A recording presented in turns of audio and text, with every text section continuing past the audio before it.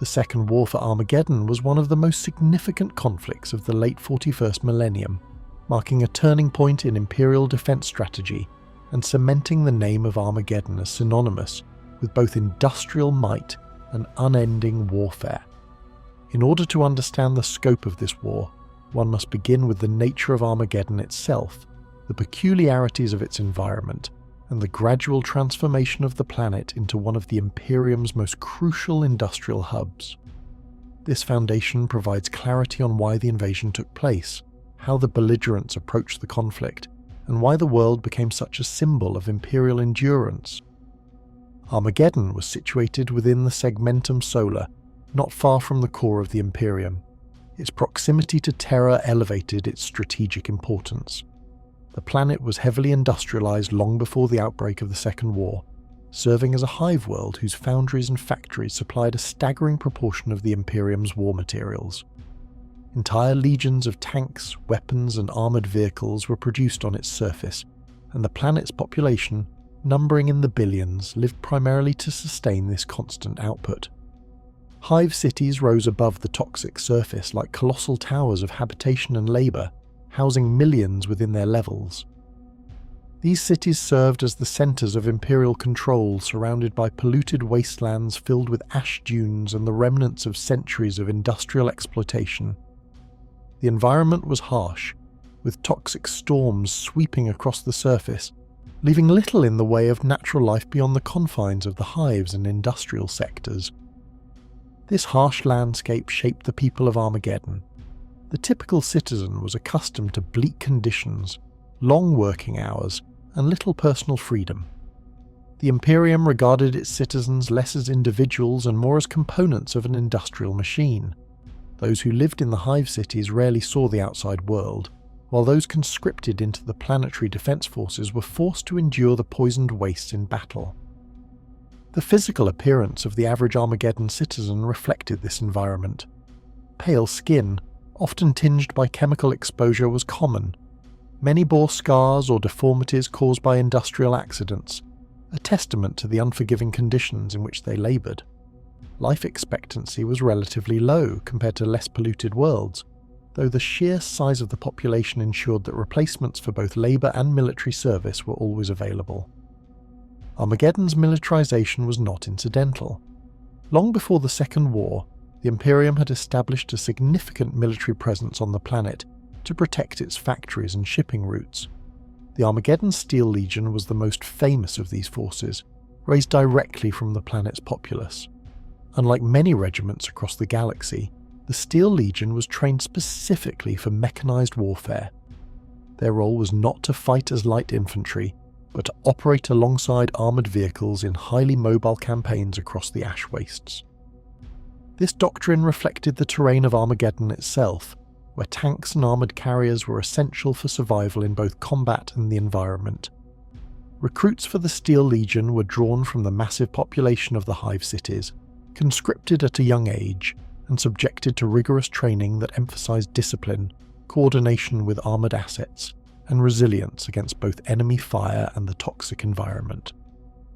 At the same time, the Imperial Navy maintained orbital stations above the planet, ensuring the protection of shipping lanes and providing a measure of deterrence against large-scale assaults. These measures were necessary because Armageddon's prominence was no secret. The scale of its industrial output was known throughout the segmentum, and its reliance on constant shipment of materials meant that disruption could cripple military campaigns across dozens of war zones. To the Imperium, defending Armageddon was equivalent to defending the very arteries of its military machine. To its enemies, the world represented both a symbolic and material target whose capture would resonate across the stars. The origins of the Second War for Armageddon lay in this very reality. While the First War for Armageddon, fought against the forces of chaos, had already scarred the planet's history, it was the rise of the Orc warlord Ghazghkull Mag Uruk Thraka that set the stage for the second conflict. Ghazghkull was no ordinary Orc warlord. Emerging from the brutal tribal conflicts of the planet Urk, he united disparate Orc factions through sheer force of will and a charisma that was unusual even among his kind. His biology, like all Orcs, reflected the brutal efficiency of his species. Standing at approximately 20 feet tall and weighing several tons, heavily muscled, with green skin tough enough to resist environmental hazards, Ghazghkull embodied the archetypal orc warrior but combined it with an unusually strategic mind. The crude technology of the orcs, cobbled together from scavenged materials and driven by their peculiar collective psychic field, became a formidable arsenal under his leadership. Tanks, walkers, and ramshackle spacecraft were produced in vast numbers, powered as much by orc ingenuity as by their belief that such devices should work. Recruitment among the orcs was never organised in the human sense, but was instead a natural consequence of their biology and culture. Orcs were not born, but grew from spores shed by existing orcs, spreading across any environment in which they settled. This ensured that Ghazghkull's forces could replenish themselves continuously, provided they held territory. His call for a Waaagh, the great orc crusade of destruction, drew countless warbands under his banner. Unlike the sporadic raids of lesser warlords, Ghazghkull's Waaagh was a coordinated campaign, and he sought not merely plunder, but conquests of symbolic importance. Armageddon, with its immense factories and its reputation as an Imperial stronghold, became his chosen target. The Imperial military doctrine prepared for the defense of Armageddon reflected the bureaucratic mindset of the administratum. The Steel Legion was tasked with holding the line in the ash wastes, using their mechanized formations to engage orc forces before they could threaten the hive cities. Tank companies, artillery batteries, and mechanized infantry formed the backbone of this defense. Recruitment was compulsory, with entire generations pressed into service. Training emphasized coordination with Chimera transports and Lehman Russ battle tanks, weapons that defined the Steel Legion's fighting style.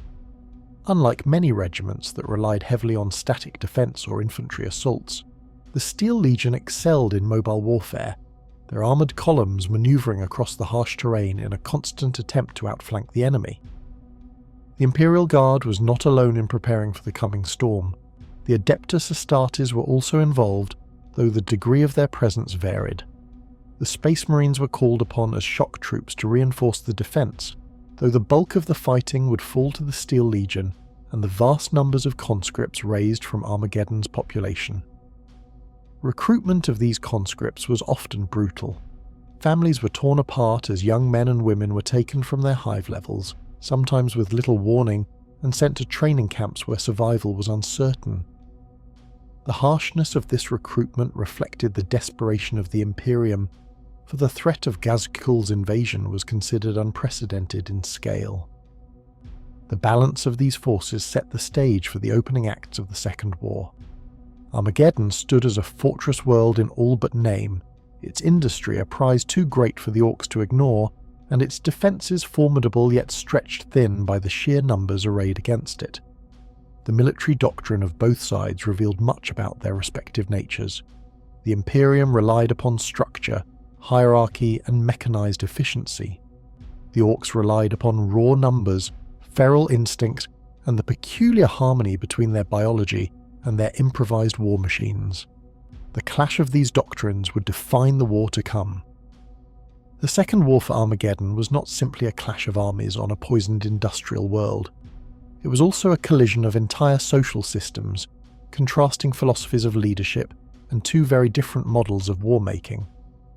To fully grasp the dynamics of this conflict, one must examine the structure of Armageddon society and government under Imperial rule, the culture of the orcs under Ghazghkull's command, and the technological and logistical underpinnings that enabled the war to reach such scale. Armageddon's social structure before and during the war was deeply stratified. At the highest level were the planetary governors and the ruling elite of the hive cities. These individuals rarely descended into the lower hive levels, living in relative luxury compared to the bulk of the population. Beneath them existed the hive nobility and the senior managers of the massive manufactoria, individuals whose authority was derived from their control of production quotas and labour assignments. Further down the hierarchy were the countless workers who sustained the industrial engine of Armageddon. Their lives were dictated by shifts in the factories, ration distributions, and the oppressive hand of the Adeptus Arbits. who enforced imperial law with absolute authority. This rigid social order reflected the values of the Imperium itself. Loyalty to the Emperor and obedience to superiors were not just encouraged, but demanded. Religious faith, as administered by the ecclesiarchy, was woven into the very fabric of society. The ecclesiarchy maintained cathedrals even in the most polluted hive sectors, ensuring that worship of the Emperor accompanied every aspect of daily life. For the average citizen, survival meant obedience, labour, and faith. Dissent was swiftly punished, often with public executions meant to reinforce order. Civilian roles during the war were limited by necessity. Many were conscripted into the planetary defence forces or pressed into service for logistical support. Entire populations of hive levels were evacuated or repurposed into barracks, their previous industrial output redirected toward war material. Civilians too old or young for military service were often absorbed into the vast support infrastructure of the Steel Legion.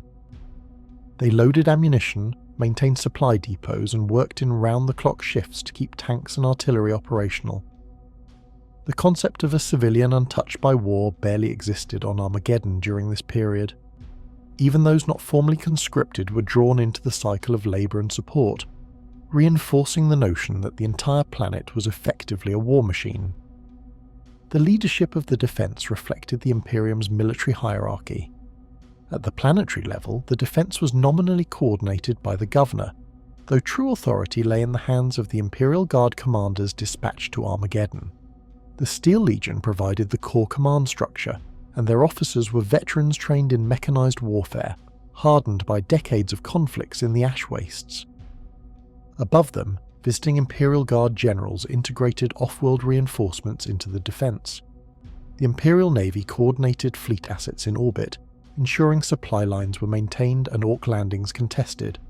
The Adeptus Astartes, while not permanent residents, lent their authority through their commanders, who advised and occasionally assumed operational command during key engagements. This hierarchy was not without conflict. The Imperium's rigid bureaucracy often led to disputes between different branches of authority.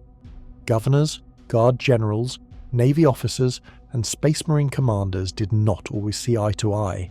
However, the existential threat posed by Ghazghkull's invasion forced cooperation, and though unity was imperfect, the defence of Armageddon stood as a remarkable example of Imperial coordination under duress. In stark contrast stood the Orcs. Their social structure was anarchic by human standards, but remarkably effective for their biology and culture. Orcs were divided into tribes and warbands, each led by a nob who had proven his dominance in combat. These leaders commanded through fear, strength, and the promise of constant battle. Ghazghkull rose above them all, not only by personal strength, but by his ability to articulate a vision that resonated with Orc instincts. The Waaagh, he declared, was more than a military campaign. It was a cultural and spiritual expression of Orc identity. Every Orc, from the largest knob to the smallest grot, understood that to follow Ghazghkull meant endless war, and war was their reason for existence. Values within Orc society revolved entirely around conflict. Concepts such as loyalty or honour existed only in relation to battle. A nob remained in power as long as he could defeat challengers. An Orc weapon was considered valuable only if it could kill an enemy. Their technology, though crude in appearance, reflected this philosophy. Orc weapons were brutal, oversized, and often appeared nonsensical by human standards. Yet they functioned reliably because Orc belief reinforced their utility. A vehicle cobbled together from scrap metal and barely functional engines might defy physics, but under Orc hands it became a roaring war machine.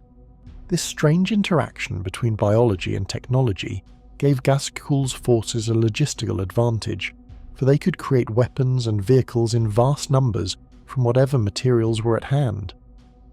The philosophical outlook of the Imperium, by contrast, was grounded in preservation of order, faith in the Emperor, and obedience to hierarchy. Imperial technology was ancient, maintained by the Adeptus Mechanicus through rituals of preservation and veneration. Every tank that rolled off the forges of Armageddon was the product of sacred rites, incantations, and carefully guarded blueprints dating back millennia. Unlike the Orcs, who built whatever they could imagine, the Imperium relied upon tradition and strict adherence to established patterns. The Lehman Russ battle tank, the Chimera transport, and the Basilisk artillery piece were not simply machines of war, but relics of technological dogma. To deviate from their established forms was considered heresy by the Mechanicus. Thus, the Imperium's strength lay not in innovation, but in the mass production of time-tested designs. Logistics played a decisive role in the Second War for Armageddon. For the Imperium, logistics were managed through a vast network of supply depots, convoys, and orbital drops. Ammunition, fuel, and spare parts flowed constantly from the Manufactoria to the front lines. Every armoured column of the Steel Legion was followed by supply vehicles carrying replacement treads, munitions, and repair crews. This emphasis on logistics reflected both the complexity of Imperial machinery and the demands of prolonged warfare. Without such organisation, the Steel Legion's mechanised doctrine would have collapsed under its own weight. The Orcs, however, relied on a very different model. Their logistical structure was chaotic, yet it functioned because of their unique biology and culture. Orc vehicles were often repaired in the field by mech boys, who required no manuals or schematics, but simply built and rebuilt according to instinct.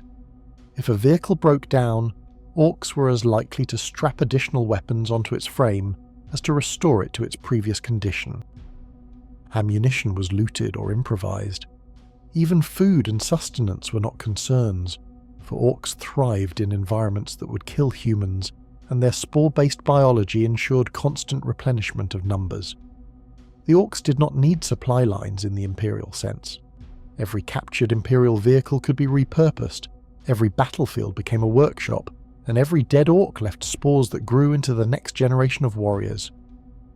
This difference in logistics highlighted the philosophical divide between the two factions. The Imperium sought order, predictability, and preservation of tradition. The Orcs embraced chaos, improvisation, and an endless cycle of war. Both systems had strengths and weaknesses. The Imperium's structure allowed for long-term campaigns with precise planning, but it was vulnerable to disruption if supply lines were cut. The Orcs model allowed for near-limitless resilience, but it lacked coordination and could collapse if Ghazghkull's authority was ever undermined. As the war approached, these contrasts became ever more evident. Hive cities prepared by reinforcing their walls, stockpiling munitions, and rationing food. Civilians were pressed into militia service or relocated to make room for military garrisons. The Adeptus Arbites enforced curfews and punished hoarding with public executions. Faith in the Emperor was reinforced by the Ecclesiarchy, which declared that the war was a test of loyalty and endurance. Orc warbands, meanwhile, gathered in ever greater numbers as Ghazghkull's vision spread. Mechboys constructed gargantuan engines of war, stompas and gargants that towered over Imperial tanks, while mobs of boys prepared for the slaughter with crude weapons, chants, and endless brawling. The Second War for Armageddon was thus shaped before the first shots were fired. On one side stood the Imperium, rigid in hierarchy, bound by faith, reliant upon tradition and logistics. On the other stood the Orcs, anarchic yet united, driven by instincts and sustained by their peculiar biology. These two systems, so alien to one another, would collide on the poisoned plains and industrial wastelands of Armageddon, and the outcome would hinge not only on battlefield maneuvers, but on the resilience of their societies, the strength of their leadership, and the endurance of their values. The Second War for Armageddon was not only a collision of doctrines and societies, but also a meeting of iconic leaders, renowned military units, and machines of war whose reputations became tied inseparably to the campaign. Understanding these figures and constructs is essential to grasping how the war developed, and why its memory lingers so prominently in Imperial history. At the centre of the conflict stood Ghazghkull Mag Uruk Thraka. Physically, Ghazghkull towered over most Orcs, his massive frame augmented by crude but effective bionics. His skull had been shattered in earlier conflicts, leading to a surgical reconstruction performed by Orc pain boys. This crude operation not only saved his life, but also intensified his sense of destiny, for Ghazghkull claimed to have received visions during his injury that guided his path toward uniting the Orcs and leading a Waaagh of unprecedented scale. His followers believed these visions marked him as chosen by the Orc gods Gork and Mork, though Imperial scholars debated whether this was genuine revelation or merely a psychological side effect of trauma. Regardless, his authority among the Orcs was unchallenged. Unlike many Orc warlords who ruled through brute strength alone, Ghazghkull combined martial dominance with a capacity for strategic planning. He understood that overwhelming force could be multiplied through coordination, and under his direction Orc warbands that might otherwise have brawled amongst themselves became a unified invasion force. Opposing him was Commissar Yarrick, a man whose name would become synonymous with the defense of Armageddon. Yarrick was already a hardened veteran before the Second War, having served with distinction in multiple campaigns. His physical appearance reflected years of service, average in height, scarred from battle, and bearing a piercing gaze that unsettled both his enemies and subordinates. He was a strict disciplinarian, unwavering in loyalty to the Emperor, and notorious for his ability to inspire troops under the most desperate circumstances. Yarrick's defining moment in the Second War came when he faced Orc forces directly in personal combat, suffering grievous injuries that resulted in the loss of his arm. In a symbolic act of resilience, he replaced the arm with a power claw taken from a slain Orc nob, turning the weapon of the enemy into a mark of defiance.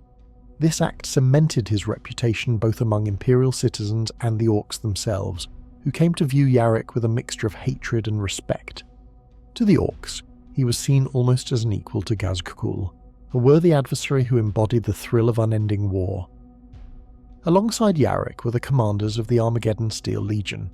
The Steel Legion regiments were famous for their mechanized warfare, but their reputation during the war grew beyond their doctrine.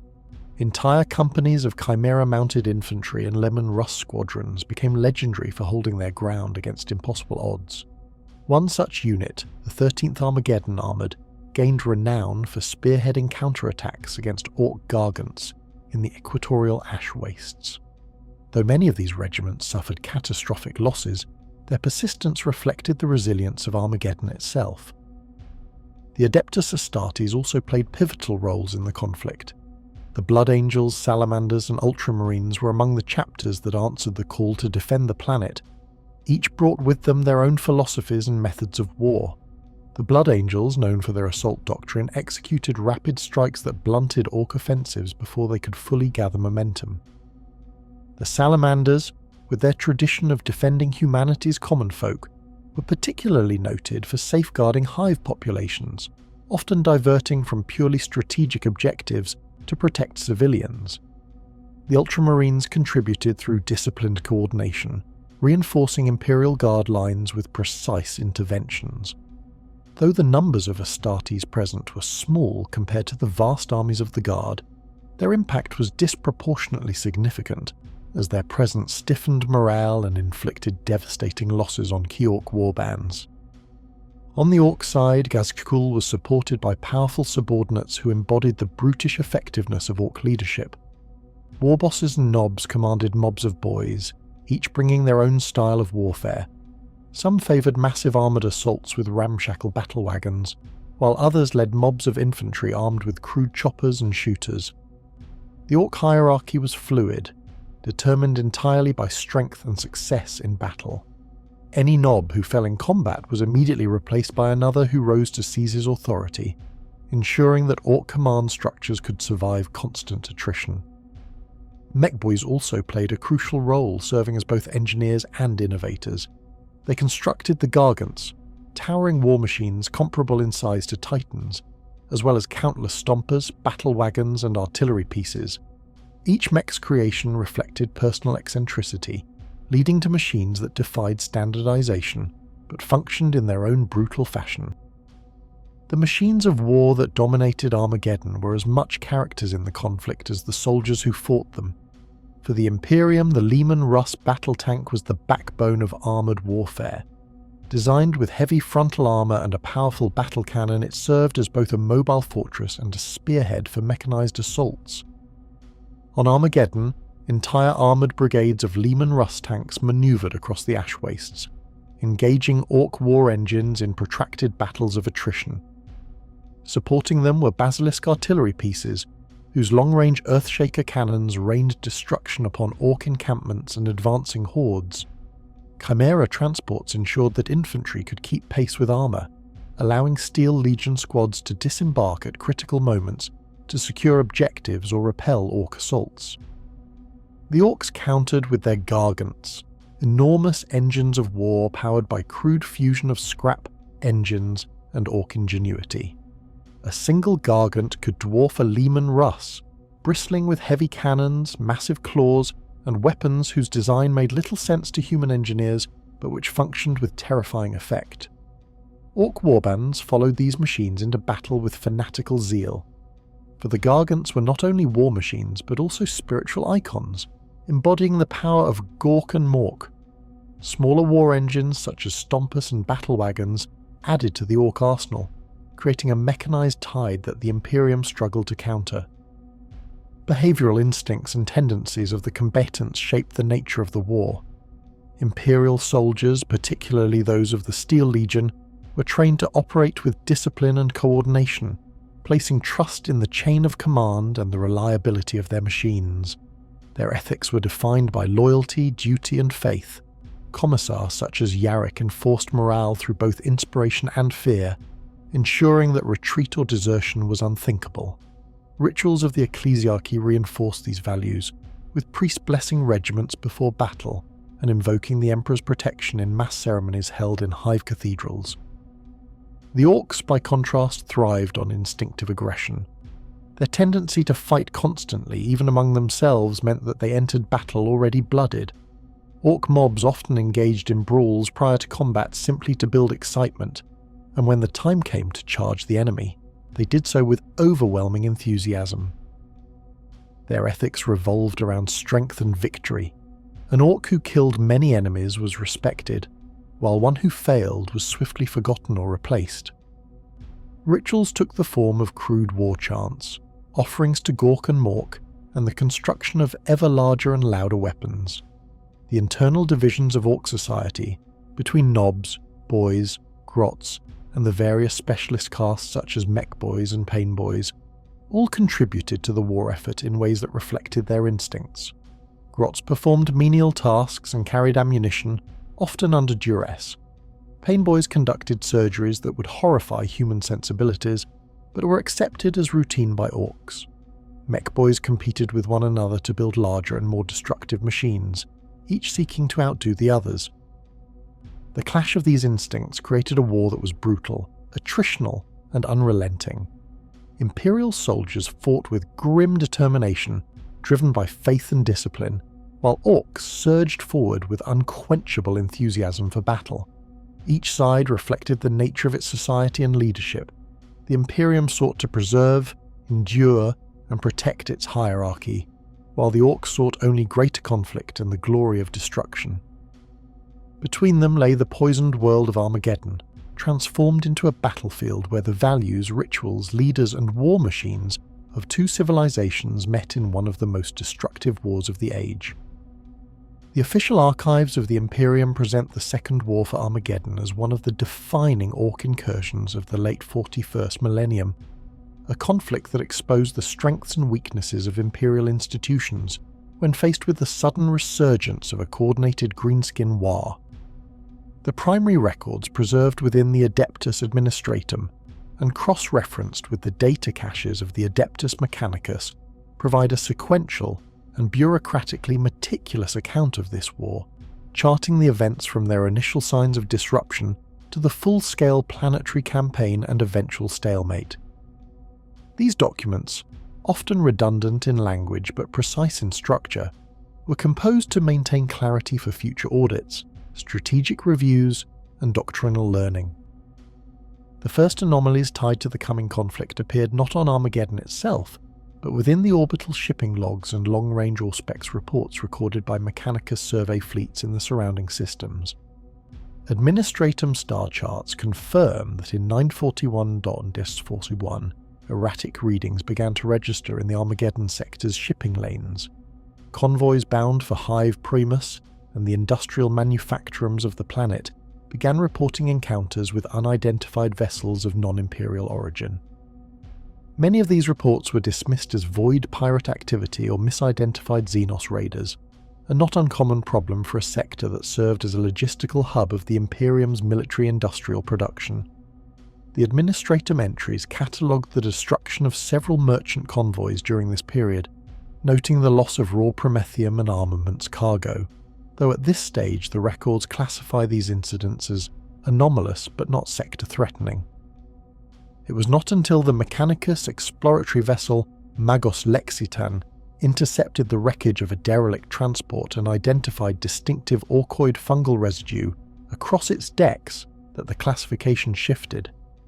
The data logs confirm that the Mechanicus immediately cross-referenced these samples with earlier findings from Ulanor and Ghazghkull Thraka's emerging campaigns, leading to the first official notation that the Orcs had not only returned to Armageddon, but were preparing in greater strength than in prior incursions.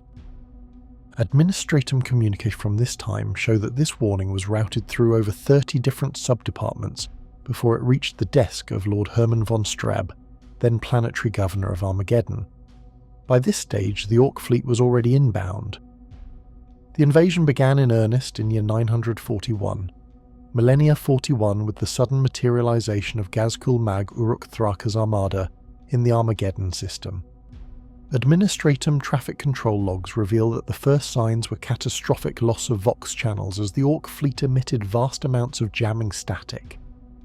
Simultaneously, Mechanicus orbital monitoring stations recorded mass void signatures numbering in the hundreds, corresponding to crude but immense Orc warships, including repurposed planetoids and kilometre-long hulks bristling with weaponry. Within hours, multiple Imperial Navy picket vessels were destroyed, and the remaining ships withdrew toward Armageddon to prepare defensive formations. Sequential battlefield reports show the Orc fleet splitting into waves. One contingent blockaded orbital lanes, while another forced atmospheric entry and ramshackle drop vessels. Administratum damage reports detail catastrophic civilian losses in the opening hours as Orc rock landers struck across Armageddon Secundus, targeting Hive Acheron and Hive Tempestora. The Mechanicus factories situated near Tempestora were among the first objectives seized by the Greenskins, as Ghazghkull's forces understood that capturing war production facilities would enable them to sustain a prolonged campaign. Machine cult documentation emphasizes the systematic destruction of standard Mechanicus defense protocols. Doctrina logs preserved from the forges describe how Orcs bypassed perimeter defense grids by sheer volume of fire, with countless greenskins overwhelming automated turrets and servitor cohorts in coordinated surges. At this juncture, the Administratum's records highlight the immediate administrative breakdown under Governor von Strab. Reports repeatedly stress von Strab's obsession with maintaining personal authority, leading him to resist calls for off-world reinforcement in the early days of the invasion. Orders for evacuation were delayed as von Strab issued contradictory commands, often prioritizing bureaucratic process over immediate military necessity. Whole populations of outlying settlements were left stranded, their survival rates recorded as negligible. These inefficiencies are emphasized within the archival summaries not only as historical detail, but as a formal case study in failed administrative leadership during Xenos invasion. The turning point in the records comes with the arrival of the Space Marines.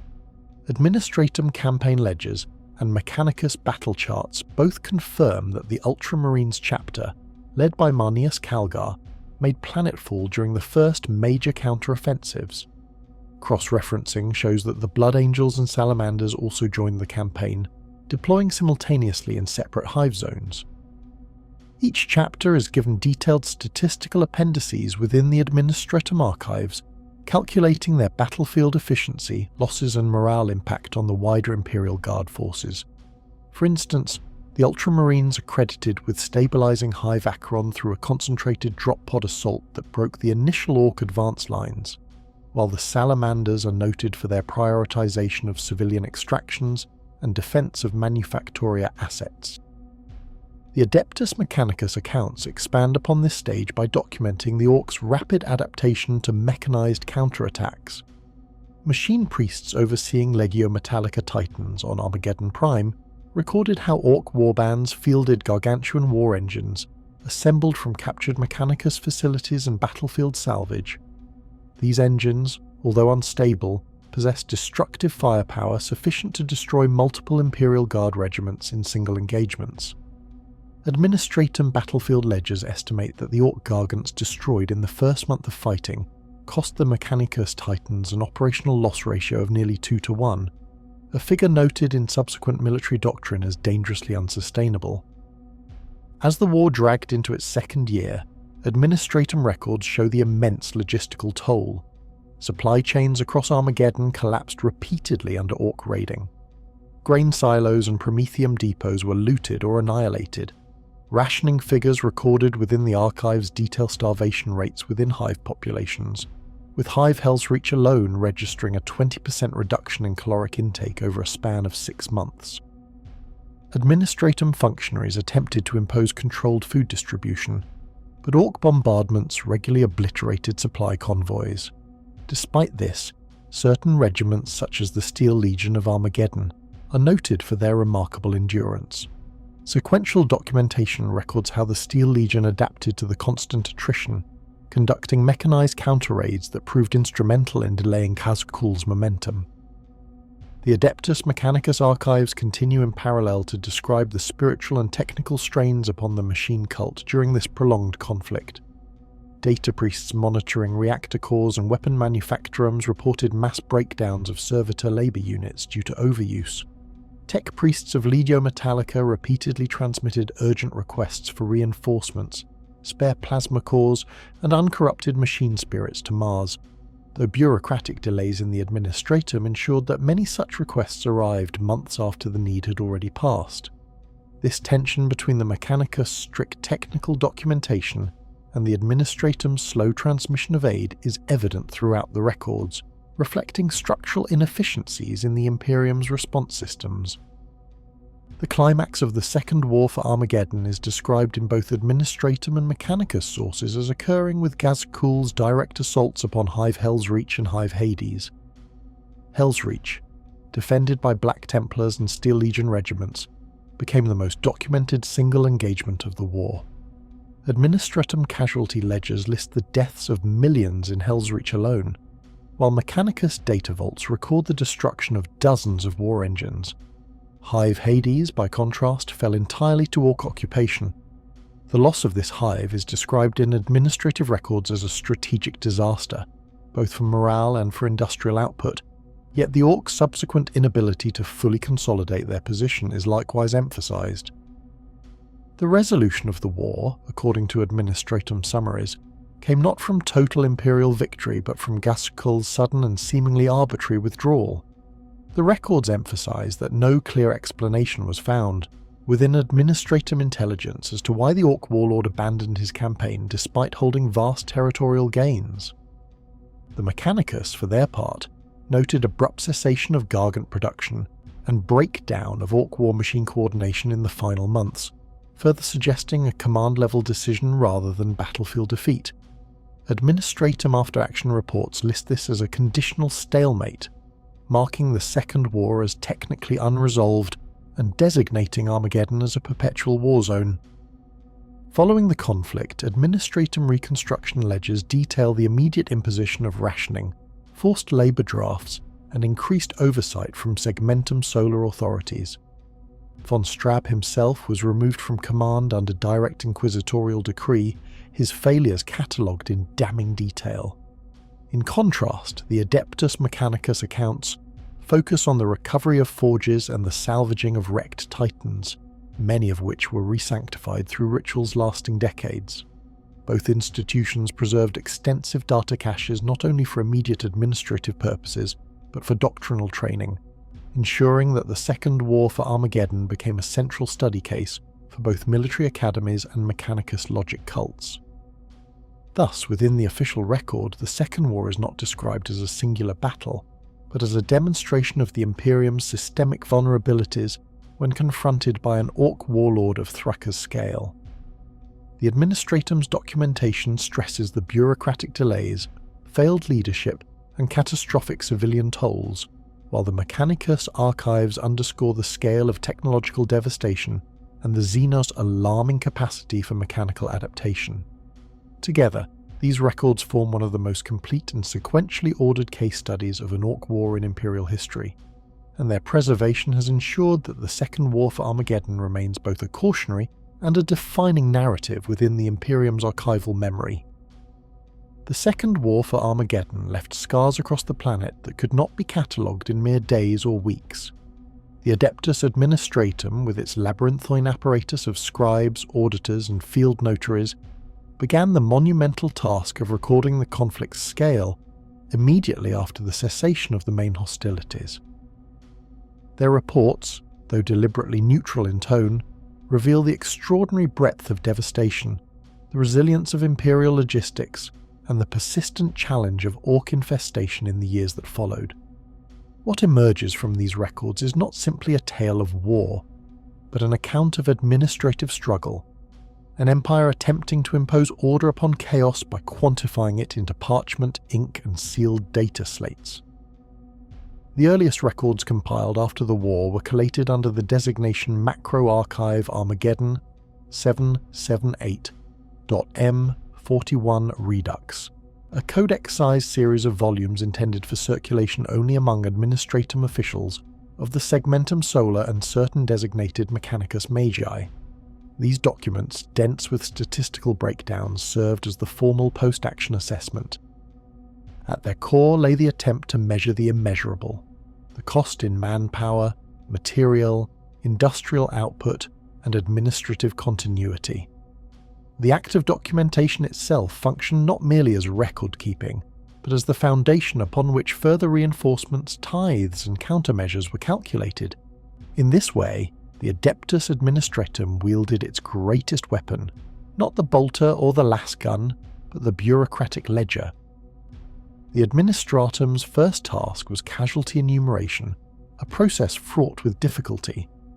The Orc invasion had dislocated entire population centres, destroyed communication networks, and rendered entire regions uninhabitable. Vast swathes of Hive Acheron and Hive Hades were reduced to rubble, their surviving populations scattered or enslaved by Orc warbands. The Casualty Reconciliation Subdepartment, responsible for cross-referencing battle reports with tithe rolls, estimated that nearly 2 billion Imperial citizens perished during the main hostilities. A footnote within this section emphasises the margin of error, noting that millions remained unaccounted for in wastelands still teeming with feral Orcs. To the Administratum, these missing millions were not simply tragedies but discrepancies, numbers that failed to align with pre-war census data, and therefore entries marked with the annotation Status Unresolved. Next came the assessment of military losses. Here, the Administratum records are painstaking, detailing the destruction of entire regiments of the Imperial Guard. The Armageddon Steel Legion, which bore the brunt of the fighting, lost almost a third of its operational strength during the war. Individual regimental tallies survive in marginal notes. The 9th Steel Legion reduced from 20,000 to 4,500 effectives. The 34th Legion recorded as extinguished, with no survivors confirmed. Orc battles across the ash wastes left equipment unrecoverable, and the Administratum carefully itemised each missing tank, chimera, or baneblade as a void in Imperial assets to be replaced. To these clerks, the war was not only an ideological conflict against xenos, but a disruption to inventory, and inventory demanded restoration. Interwoven with the Administratum's numbers were reports provided by the Adeptus Mechanicus. Their role in Armageddon's survival was pivotal, for the planet's forges were both prize and target. The Second War had centred upon Armageddon Prime and Secundus, whose vast manufactoria produced armaments essential for Imperial Guard regiments across the Segmentum.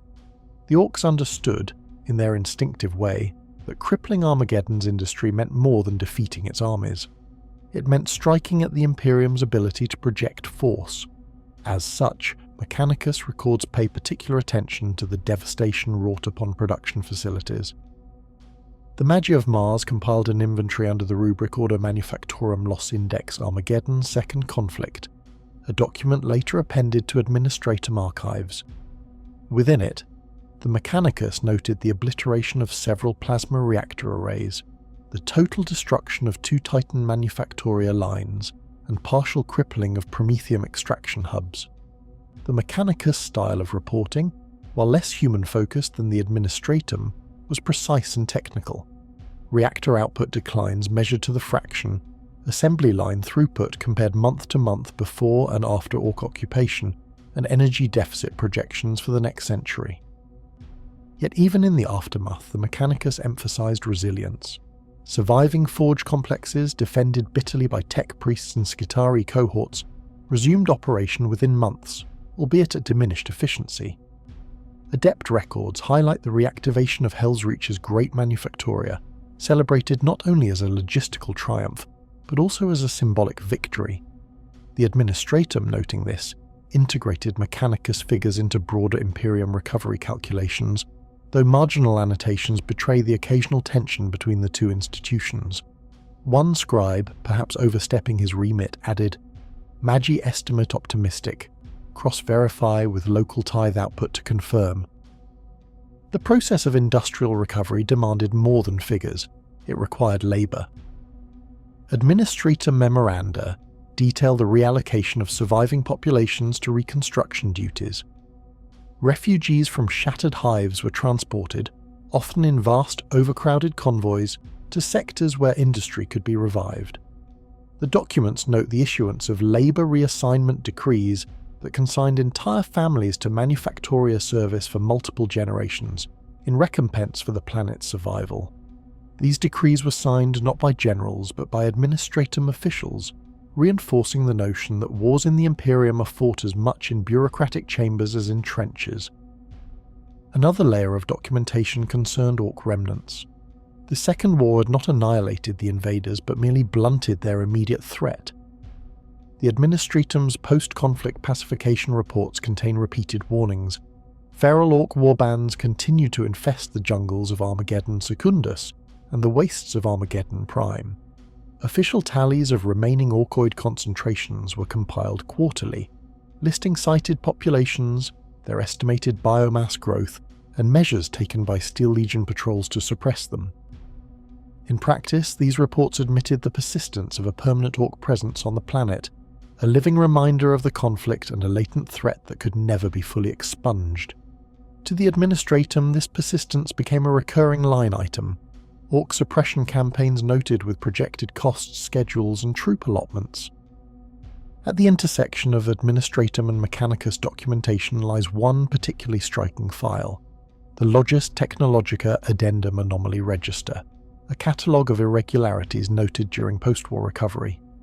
These anomalies ranged from unexplained power fluctuations in recovered manufactoria, to surviving Orc machines of unorthodox design, to the persistence of an unusually coordinated Orc presence near Hive Hell's Reach, despite multiple purges. Each anomaly received a classification, some flagged for further Mechanicus study, others dismissed as Orcoid behaviour pattern, standard. Yet behind the sterile phrasing lies a portrait of Imperial anxiety, the recognition that Orcs are not simply brute force marauders but possess a dangerous adaptability that defies neat categorization. Administratum scribes also compiled a doctrinal review, analysing the efficiency of Imperial command structures during the war. These reviews, preserved in restricted circulation only, reveal frank criticisms of communication breakdowns, delayed deployments, and the overextension of Astra Militarum logistics. The sheer speed and ferocity of the Orc Waaagh exposed weaknesses in Imperial bureaucracy. Notably, the delay in reinforcements from neighbouring sectors is recorded with thinly veiled frustration, yet the documents remain careful never to assign personal blame. Instead, deficiencies are described in abstract terms. Transmission latency exceeded acceptable thresholds, or deployment velocity suboptimal under conditions of multi-front assault. In this way, the Administratum preserved institutional face while still acknowledging systemic shortcomings. One of the more haunting sections of the Administratum records is the Cultural Loss Appendix, compiled by the Division of Tithes Historical. This appendix lists artworks, archives, and civic monuments destroyed during Orc occupation. Entire libraries were incinerated, statues toppled, and archives plundered. Though minor in practical terms compared to Manufactoria losses, their recording demonstrates the Administratum's recognition that cultural artifacts were themselves a form of tithe, contributions of heritage to the greater Imperium. The phrase repeated throughout the appendix is value irrecoverable. By the time these records were consolidated, the Administratum's overarching narrative had crystallized. The Second War for Armageddon had been a costly but ultimately contained disaster. The Orcs had been repelled, industry was recovering under Mechanicus oversight, and Imperial forces remained in control of the planet. Yet beneath this narrative lay subtextual warnings: casualty numbers unresolved, Orc remnants persistent, anomalies unexplained. It was, in the language of bureaucracy, a victory qualified by caveats. To modern archivists, the value of these documents lies not only in the facts they preserve, but in the worldview they reveal. The Administratum perceived war as an event to be quantified, itemized, and categorized. The Mechanicus, meanwhile, recorded war as a disruption to the flow of energy and production, something to be restored through calculation and reconfiguration. Between them, the immense human tragedy of the Second War was transmuted into numbers and annotations, yet it is precisely this transformation that ensured Armageddon's survival, for it enabled the Imperium to respond with the logistical weight necessary to hold the planet. The closing portions of Administratum and Mechanicus documentation concerning the Second War for Armageddon reflect a convergence of bureaucratic diligence, technical precision, and the inevitable inconsistencies that arise when multiple branches of the Imperium attempt to consolidate accounts of a large-scale conflict. By this stage of the archival process, compiled reports had already passed through several levels of verification and transmission. Administratum adepts compared planetary data with fleet records, while Mechanicus Logi transmitted after-action, mechanized reports from surviving assets. Despite the exhaustive attempt at centralization, gaps and contradictions persisted. The Second War, unlike the Horus Heresy or the Macarian Crusade, was not immediately elevated to the status of a pan-imperial myth. Instead, it remained fixed in administrative registers as a significant but localized catastrophe, one catalogued primarily for the purpose of resource accounting and doctrinal study, rather than for ideological framing. One of the recurring points of conflict in the preserved documentation lies in the precise measurement of Orc numbers. Administratum assessments consistently reduced figures to approximate classifications, employing terminology such as horde scale, sector scale incursion, or category exceeding 500 million hostile organisms. Mechanicus sources, by contrast, made repeated attempts to apply machine-calculated projections derived from planetary Auspex scans, orbital pict feeds, and intercepted Orc Vox signals. These estimates at times recorded population counts so vast that they exceeded statistical thresholds recognized in standard Administratum categorization, producing entries such as probability field beyond model tolerance or output inconsistent with baseline Orcoid reproduction schema. In reconciling these records, Administratum compilers tended to normalize figures downward, citing unverified exaggeration in Mechanicus files. The Mechanicus, for their part, appended marginalia indicating that underestimation of xenos proliferation risk was a recurring flaw in Administratum procedure. Another field of discrepancy arose in the matter of strategic decision-making. Administratum summaries emphasized the necessity of rapid reinforcement deployments, presenting the arrival of the Imperial Navy and Astartes chapters as a product of planned response cycles. The Orc invasion, in this telling, was met with an appropriately escalated Imperial reaction in accordance with doctrinal expectations. Mechanicus accounts, however, reveal extensive communications delay and data processing congestion, indicating that astropathic relays between Armageddon and adjacent sectors had faltered during the early months of the invasion. Several Vox crypts and astropathic channel logs record a 12 to 20-day lag in signal verification, which in turn delayed high-level decision relays to Segmentum Command. These files suggest that relief fleets were not mobilized until Orc forces had already secured large swathes of industrial territory. Administratum records do not openly contradict these delays, but instead frame the timeline in broader administrative terms, reducing or omitting reference to communication breakdowns. The matter of planetary defense forces is another subject of contrasting emphasis. Administratum ledgers catalogued regiments raised, losses incurred, and replacements drawn from off-world tithe obligations. These documents are formulaic, their tables noting regimental strengths, casualty ratios, and the fiscal equivalents of equipment losses. Mechanicus files, conversely, preserved more granular battlefield data regarding vehicle performance, munitions expenditure, and the frequency of breakdowns in refinery-manufactured war gear. In the case of the Steel Legion, for instance, Administratum tables record overall troop attrition at 38% across the 3 years of conflict. Mechanicus Servitor logs, however, identify disproportionate losses among armoured support divisions due to Orc ambush tactics in the equatorial jungles, coupled with atmospheric degradation impairing engine intakes. These details do not appear in Administratum summaries, which categorize all losses under the general heading of combat inefficiency attrition. Points of contention also emerge in the portrayal of Astartes' intervention. Administratum entries present Space Marine deployments in broad narrative strokes, referencing decisive actions by the Blood Angels, Ultramarines and Salamanders chapters, without detailing specific tactical deviations. Mechanicus logs, however, contain preserved cogitator impressions from battlefield monitors attached to Titan legions and armoured columns. These registers cite discrepancies between official engagement doctrines and the flexible, adaptive manoeuvres employed by the Astartes. The Salamanders, for example, are recorded as diverting from high-priority defence zones to aid civilian evacuation columns, an act which Administratum after-action summaries omit, instead describing only civilian loss levels reduced following auxiliary support. Similarly, the Blood Angels' counter-assaults on Orc landing zones are presented in Administratum files as seamless victories, while Mechanicus tactical feeds describe extensive material damage and prolonged resistance requiring multiple orbital bombardments to secure. The preservation of Mechanicus Titan Legion records adds further texture. The Legio Metallica, drawn into the defense of Armageddon's hive complexes, recorded every engagement through manifold machine log rituals. These records present an unbroken chain of movement data, thermal imagery, and void shield fluctuation reports.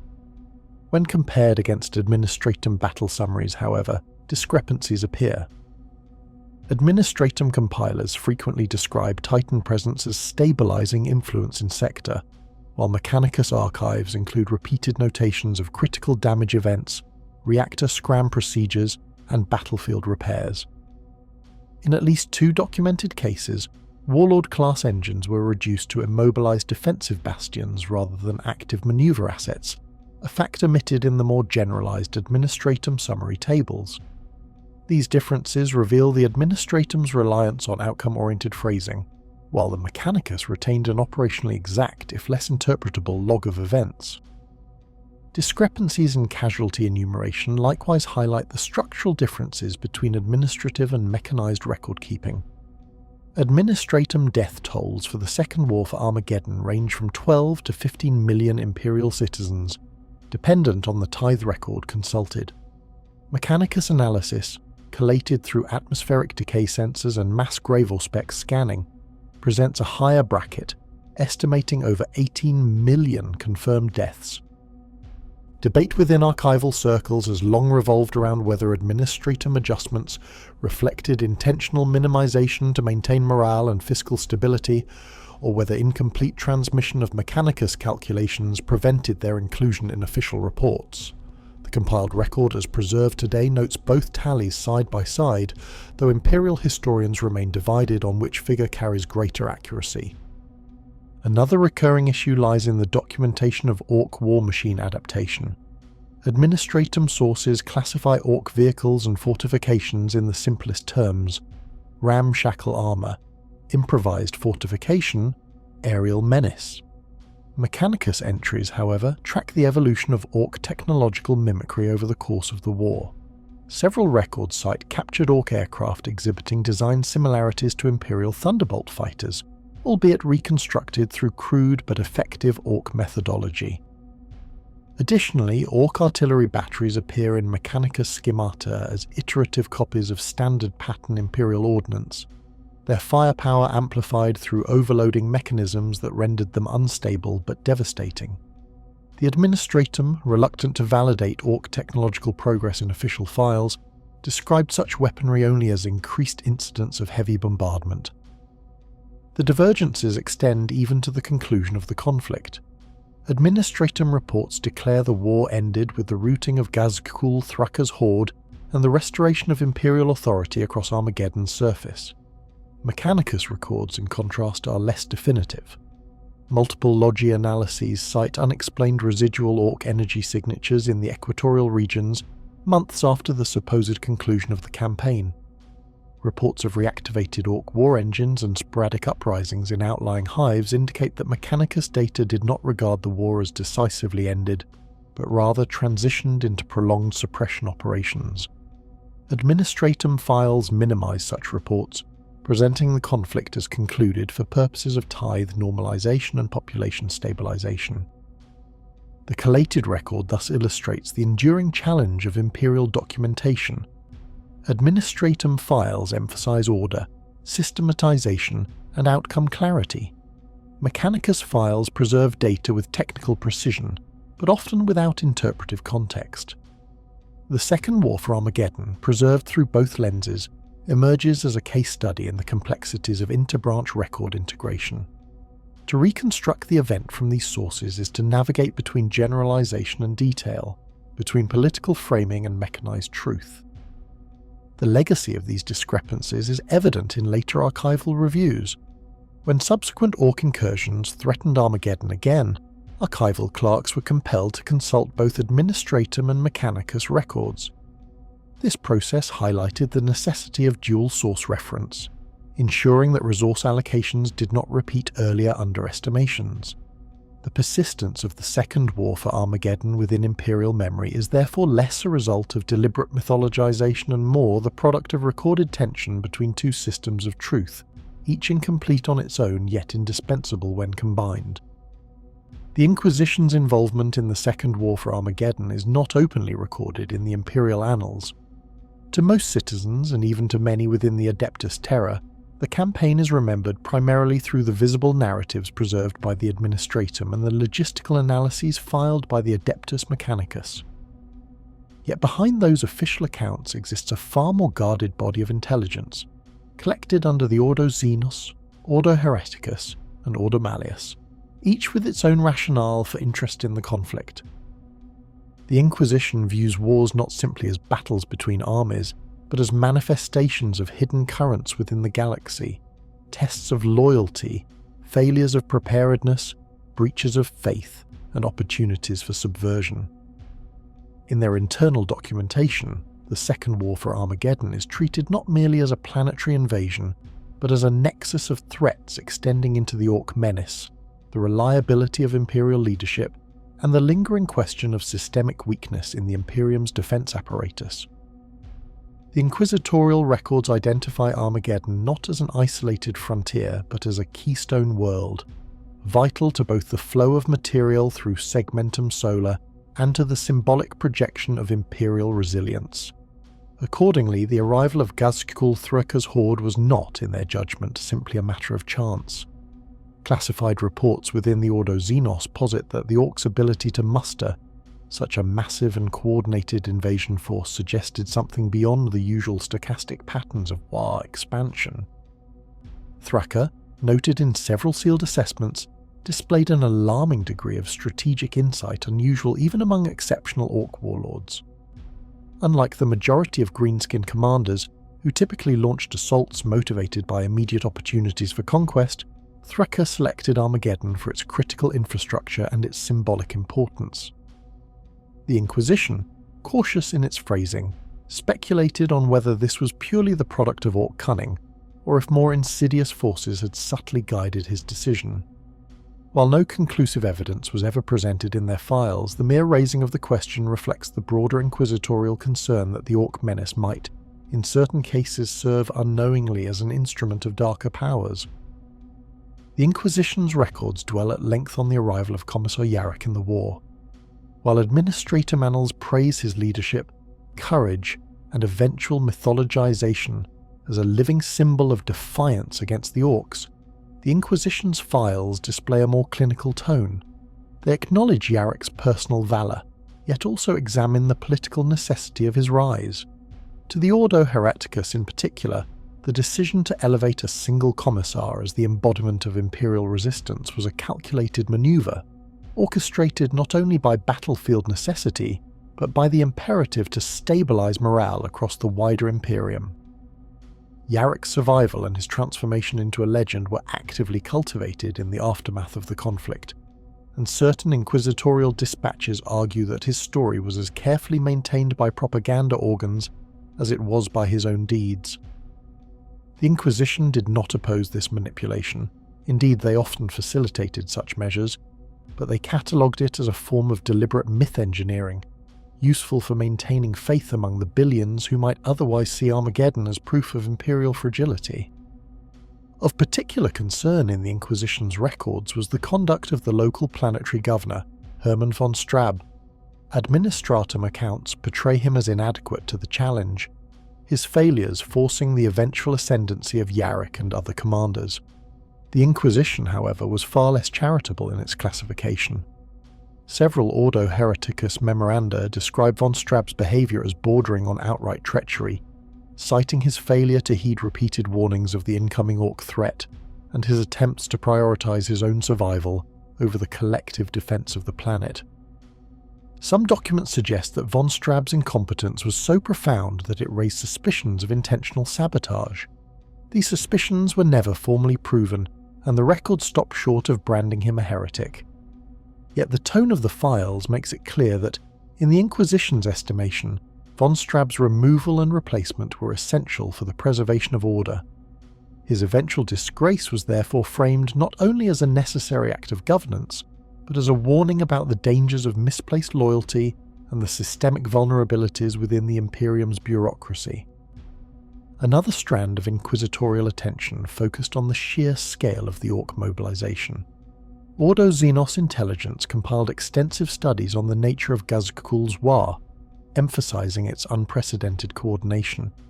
They noted that the speed at which the Orc fleet assembled and the scale of its logistical cohesion rivaled campaigns normally attributed only to the Imperium itself. The possibility that the Orcs had developed, through instinctive genius or latent psychic coordination, the ability to replicate strategic-level planning on a galactic scale was treated as a deeply troubling precedent. One Ordo Xenos report, archived under extreme restriction, posed the scenario that if multiple Orc warlords of Thraka's caliber emerged simultaneously, entire sectors could be consumed before the Imperium's vast machinery of war could react. The Second War for Armageddon, in this light, was not viewed as a singular crisis, but as a warning of future threats far larger than what was already catastrophic.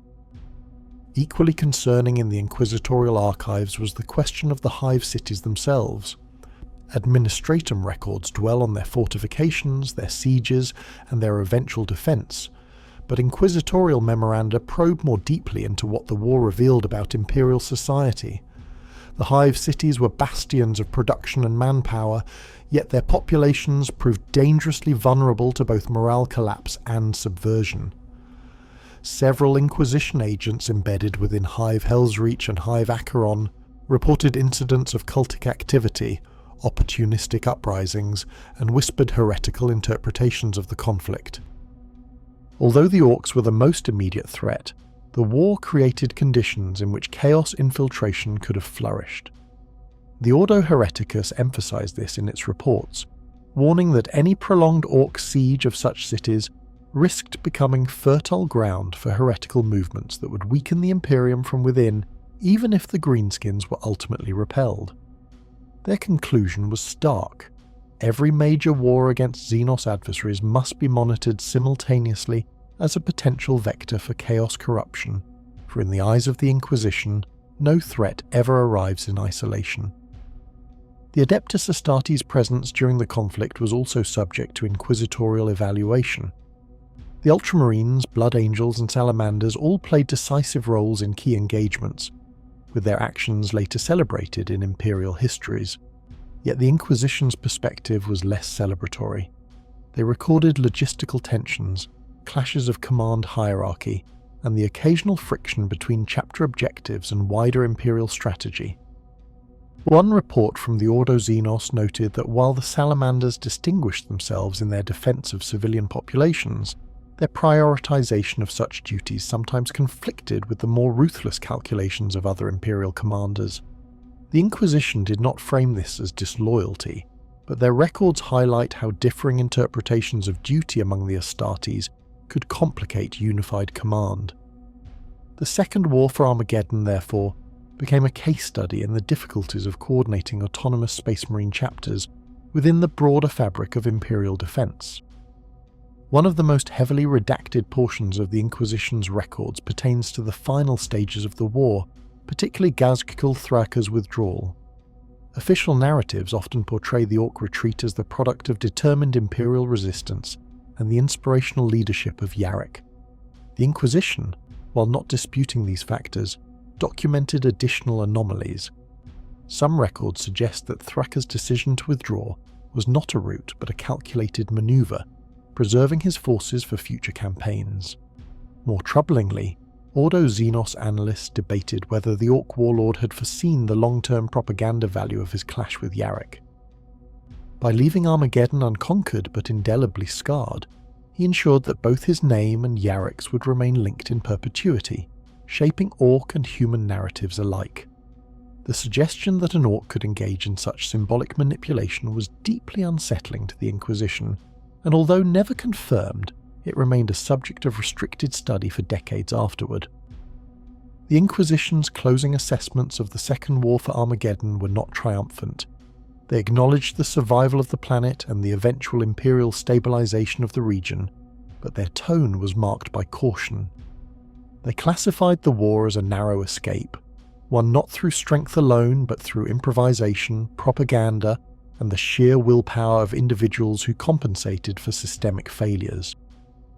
They emphasized that Ghazghkull Thraka remained at large, his Waaagh diminished but far from destroyed. They noted the dangerous precedent of von Strab's incompetence, the fragility of the hive populations, and the ever-present risk of heretical subversion during times of crisis. In short, their records concluded that the Second War for Armageddon should not be remembered as a glorious victory, but as a sobering reminder of how precarious the Imperium's survival truly is. Finally, within the most classified strata of the Inquisition's archives, a small number of documents raise questions that were never answered. Did Ghazghkull's uncanny foresight have origins beyond natural Orc instinct? Were there subtle influences of the warp guiding his Waaagh, even if he himself remained unaware of them? Did the pattern of his campaign suggest a larger unseen design, or were they merely the terrifying coincidence of an unusually gifted greenskin warlord? These questions remain unanswered in the files, their entries marked only as matters for continued surveillance. The Inquisition does not deal in certainty, it deals in vigilance, and the Second War for Armageddon, in their estimation, demanded vigilance more than any celebration.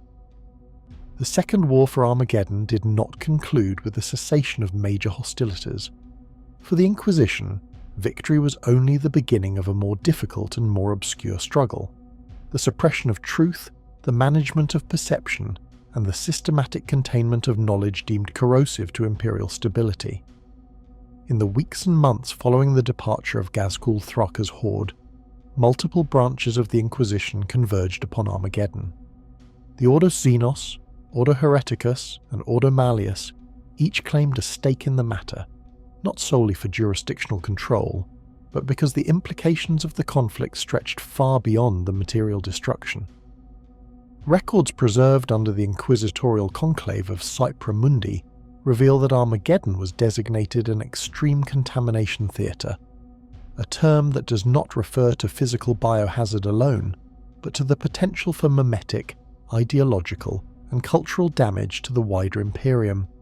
This designation empowered inquisitors to implement the most severe of measures, including population culls, planetary-scale information restriction, and the erasure of contradictory data from the Administratum archives. A consistent theme throughout these commentaries is the contrast between the battle itself, widely regarded as one of the largest and most destructive wars of the millennium, and the official record that was ultimately allowed to survive. In the words of Inquisitor Karamazov, written during his compiled report to the High Lords of Terror, the enemy upon Armageddon was not only the Orc, it was memory itself, which left unchecked would metastasize into rebellion, heresy, or apathy. The Order Xenos' primary concern was the scale and organization of Ghazghkull's Waaagh. The Inquisition had encountered Orc incursions across countless sectors, but the Armageddon assault represented a departure in scale and execution. Commentaries from Inquisitor Cryptman, later infamous for his tireless campaigns against the Tyranid menace, are preserved in fragmentary form. He identified Ghazghkull Thraka as an anomalous specimen among Orc warlords, capable of forging lasting coalitions among otherwise fractious greenskin warbands. His logistical mastery, in Cryptman's view, surpassed anything previously attributed to the species. Yet these evaluations were heavily redacted in later archives. To preserve the image of Orcs as brutish but ultimately manageable foes, the Administratum and Ordo Xenos colluded to suppress wide dissemination of Cryptman's warnings. The threat of a new kind of Orc warlord, a unifier capable of striking repeatedly at the Imperium's strongest bastions, was judged too destabilizing for Imperial morale. Thus, the Inquisition constructed a dual narrative. Internally, Ghazghkull was designated a priority alpha target, whose movements must be tracked across the segmentum. Publicly, the Orcs of Armageddon were reduced to a faceless horde, their leadership omitted from sanctioned accounts. The name Ghazghkull Mag Uruk Thraka was struck from the bulk of Administratum records pertaining to the conflict. Citizens who might later recall hearing the name were classified as tainted by unapproved knowledge. For the Ordo Hereticus, the war presented a different problem: the population of Armageddon itself. Millions had witnessed not only the devastation of Orcs, but the failure of the Imperial war machine to prevent invasion. Survivors bore memories of mass civilian conscriptions, hive city starvation, and near collapse of order. Worse still, they carried stories of the miraculous resilience of the xenos, whose numbers seemed inexhaustible despite the sacrifice of entire regiments of the Astra Militarum. The Inquisition feared that such collective trauma could manifest as doubt in the Emperor's providence. Rumours had already begun circulating in refugee camps that the Imperium's vaunted might was insufficient to guarantee protection. The Ordo Hereticus thus recommended radical measures, planetary-wide purges of those who had witnessed too much, and the forced resettlement of survivors to prevent consolidation of subversive narratives. The decree known as the Edict of Oblivion was drafted in these weeks. It declared that the inhabitants of Armageddon would not be permitted to remain upon their world after reconstruction. Instead, they would be dispersed throughout the Imperium in carefully monitored resettlement programs. Those deemed unsuitable for relocation, whether for physical injury, mental instability, or resistance to Imperial authority, were quietly eliminated under the rubric of hygienic purification. Estimates within restricted inquisitorial files place the number of executed civilians in the low millions. The Hereticus commentaries show a chilling detachment from the suffering involved. Inquisitor Hestafin of the Conclave writes, "Better a million silenced than a billion tempted by their whispers. Armageddon shall be remembered as an Imperial victory or not at all." While less directly involved, the Ordo Malleus maintained a presence during the Armageddon crisis. Their concerns stemmed from the possibility that such concentrated warfare might weaken the fabric of reality, providing ingress for demonic forces. Though no verified warp breach occurred during the conflict, the Malleus commentaries record an alarming rise in unsanctioned spiritual practices among besieged populations. Hive dwellers trapped under siege reportedly invoked half-remembered prayers, sometimes blending Imperial litanies with pre-compliance cultic forms. The Ordo Malleus authorized the deployment of chamber militant assets in the form of Grey Knights detachments, not to combat the Orcs, but to investigate these emergent cultic practices. Their findings, as preserved in partial codices, indicate that several nascent heretical sects were eradicated during the war's latter months, their existence erased from public record. In this way, the Malleus commentaries emphasize that the true threat of Armageddon was not simply the Orcs, but the human vulnerability to despair and deviation under pressure. Perhaps the most consequential inquisitorial intervention was the creation of a new official narrative. After the withdrawal of Orc forces, the Ordo Hereticus and Ordo Xenos collaborated with high administratum functionaries to draft the sanctioned history of the Armageddon War. This version reduced the war's scope, eliminated all references to Ghazghkull Thraka, and recast the conflict as a contained xenos incursion, heroically repelled through Imperial resolve. The sanctioned documents emphasise the leadership of Commissar Yarrick, whose role was indeed pivotal, though presented in carefully mythologized form. Yarrick was transformed into the central figure of the narrative, symbolizing indomitable Imperial will. By concentrating public memory upon a single heroic figure, the Inquisition redirected attention away from the systemic failures that had allowed the Orcs to invade in the first place. The populace of Armageddon itself was made an afterthought in this narrative. Their suffering, starvation, and mass displacement were excised. In the official record, victory was presented as swift, decisive, and absolute. Entire chapters describing the months-long sieges of Hive Hellsreach and Hive Hades were truncated to mere sentences. The inquisitorial commentary on this process reveals a calculated cynicism. Inquisitor Helsch, overseeing the final redactions, noted, "History serves not the dead, but the living. If truth undermines the Imperium, then truth must be remade." Even with redactions, the Inquisition faced the problem of memory. Veterans of the Imperial Guard who fought upon Armageddon carried first-hand accounts of what had truly transpired.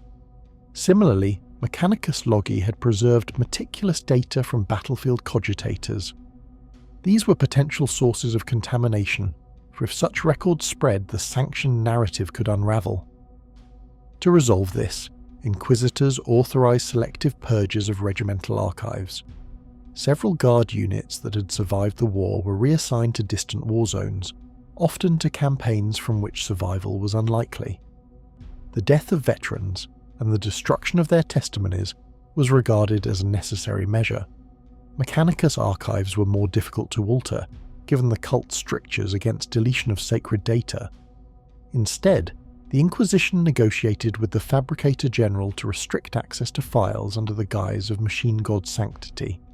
Only select magi were permitted to retain unredacted accounts.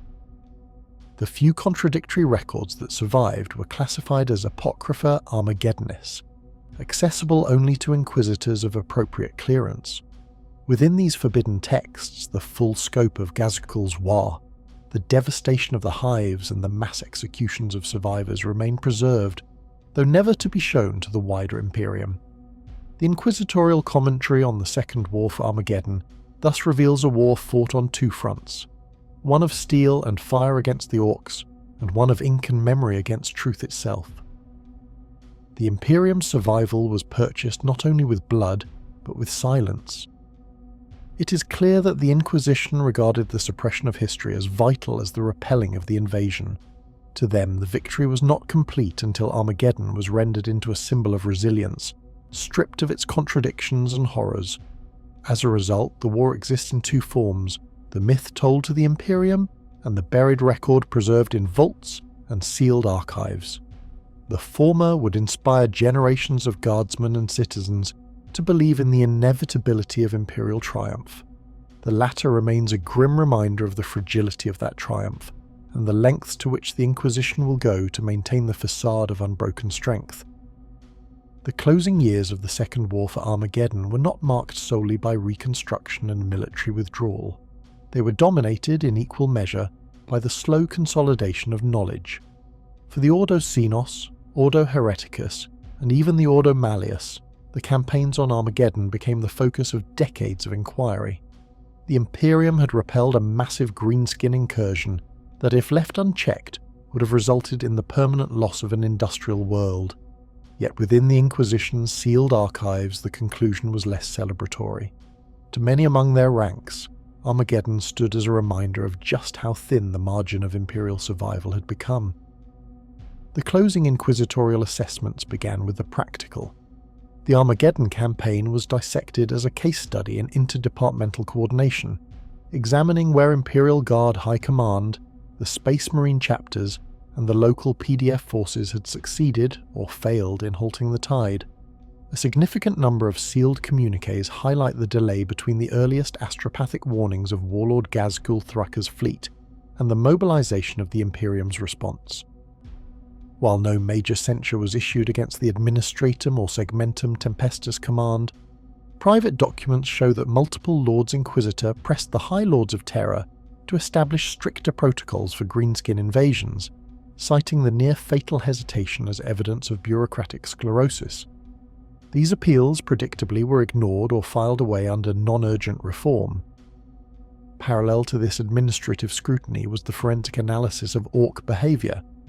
Ghazghkull's assault had displayed a degree of focus rarely seen among greenskin warhosts. The Inquisition commissioned adepts from the Ordo Xenos to compile a dossier on the warlord himself, collating battlefield reports, intercepted Orc glyphs, and testimonies of Imperial commanders who had faced him directly. Ghazghkull was recorded as far more than a warlord of brute strength. He was identified as a visionary among his kind, possessed of a unifying charisma capable of directing Waaagh momentum toward long-term objectives. The compiled evidence suggested that his failure to conquer Armageddon had not discouraged him, but rather sharpened his resolve. A chilling note appended to one Ordo Xenos archive file stated simply, "This is not an end, it is a beginning." Despite the external dangers catalogued, the Inquisition's deepest concern remained internal: the human response to the war. The Second War for Armageddon had strained the population of the Hive cities to their breaking point. Months of siege warfare, starvation, and exposure to Orc terror tactics had eroded morale. The Inquisition's field interrogators recorded rising incidences of local cult activity, with at least a dozen cells uncovered in the ruins of Hell's Reach, Infernus, and the Ash Wastes. Some of these were simple survival cults, elevating fallen commanders or guardsmen to near-saintly status. Others, however, displayed clear markers of chaos infiltration, seizing upon despair to spread whispered promises of deliverance. Ordo Hereticus reports note that purges were swift. Thousands were executed across Armageddon in the months following the war's end. These acts were justified as preventative measures to prevent chaos from taking root in a traumatized population. One sealed report noted the summary execution of an entire work gang of Prometheum refiners, when several were discovered to be worshipping a crude effigy of Ghazghkull himself, elevating the Orc to a godlike figure of destruction. To the Inquisition, such evidence revealed how thin the line between imperial faith and heretical desperation could become under extreme pressure. The Ordo Malleus maintained a more specific interest. Several reports describe psychic anomalies recorded during the fiercest moments of the siege. In at least 2 instances, astropaths reported bursts of empiric resonance coinciding with massed Orc assaults. Debate within the conclave centered on whether these were accidental bleed-throughs from Orc energy, or whether the greenskin horde was being unconsciously amplified by the warp. No conclusive determination was reached, but the possibility that greenskin warhosts might be empowered not solely by numbers, but by metaphysical currents, disturbed many inquisitors. The incidents were sealed under classified xenological anomalies, and public record makes no mention of them. The closing section of inquisitorial documentation concerns Armageddon's classification as a world of permanent watch. Post-war evaluations from the Ordo Xenos, Mechanicus Magi, and Administratum scribes all converged on the same conclusion. Ghazghkull would return. His forces had been bloodied, but his personal escape and the survival of significant portions of his Waaagh meant that Armageddon would remain a target. In response, the Inquisition placed permanent operatives within the governing hierarchy of the world, embedding them within the Adeptus Arbites, the Ecclesiarchy, and even the Administratum's hive registers. The intention was not solely to monitor greenskin activity, but to ensure that should instability arise again, the Imperium would not be caught unprepared. The final judgment issued by the Ordo was sobering. While the Administratum heralded the campaign as a victory and a testament to Imperial resilience, the Inquisition recorded it as a stalemate favourable to survival. The cost in manpower, material, and civilian lives had been staggering. Entire regiments of the Imperial Guard had been annihilated. Chapters of the Adeptus Astartes had been bloodied in ways not easily replenished. Armageddon's manufactoria, though preserved, had been disrupted, setting back production quotas for decades. To the Inquisition, this was less a triumph than a precarious maintenance of equilibrium, achieved at unsustainable cost. In their concluding memoranda, several inquisitors argued for greater secrecy regarding the details of the war. The populace of the Imperium, they reasoned, could not be permitted to know just how close Armageddon had come to collapse. Public accounts emphasized Imperial glory, the heroism of Commissar Yarrick, and the indomitable defense of the hive cities. The deeper fractures, the near mutinies, the cultic infiltrations, and the unexplained psychic phenomena were omitted. These were consigned to sealed archives, accessible only to the most senior of the Inquisition, and, in rare cases, to Magi of the Mechanicus, whose research into greenskin biology required direct data. Inquisitorial consensus further determined that Ghazghkull Thraka himself was to be subject to strict control of information. His name was allowed to circulate as that of an infamous warlord, but his deeper tactical acumen, his rumoured prophetic visions, and the suspicion of warp-touched influence were expunged from general records. To admit that an orc could rise above his species' brutish limitations, uniting a Waaagh on a galactic scale, was considered too destabilizing for Imperial doctrine. Instead, propaganda simplified him into a monster bested by Imperial courage. The truth, that he was not defeated but only delayed, remained confined to sealed archives. By the time the Second War for Armageddon was fully closed in inquisitorial review, nearly 2 decades had passed since the final withdrawal of Orc forces. The war's echoes still lingered in the Ordo's memoranda, not least because of their persistent fear that Armageddon represented a template.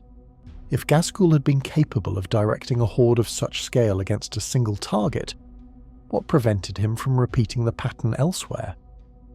In quiet conclaves, comparisons were drawn between his methods and those of ancient Xenos empires, whose ability to wage coordinated multi-theatre campaigns had once threatened the Imperium in its earliest days.